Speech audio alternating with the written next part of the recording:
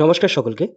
কিছুক্ষণ আগেই পর্ষদের ওয়েবসাইটে একটা নোটিফিকেশন দেওয়া হয়েছে, যা 6 ফেজ থেকে 10th ফেজের যে ইন্টারভিউ ছিল, সেটা পোস্টপোন করার জন্য অর্ডার দেওয়া হয়েছে। নিউজটি খুবই দুঃখজনক, কিন্তু ধৈর্য ভেঙে ফেললে চলবে না।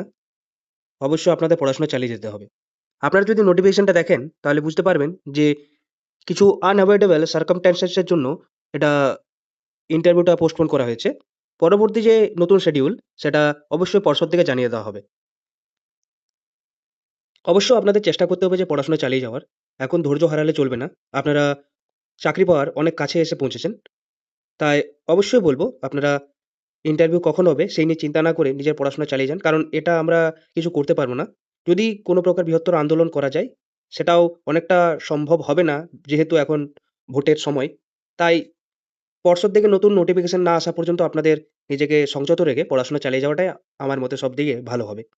অবশ্যই আমার চ্যানেলটি ফলো করে রাখবেন। আমি এরকম নিউজ, প্রিপারেশন গাইড এবং বিভিন্ন শিক্ষামূলক ভিডিও আপলোড করে থাকি। তো সবাইকে বলব, আপনারা ধৈর্য না হারিয়ে পড়াশোনা চালিয়ে যান। জয় আপনাদের হবেই।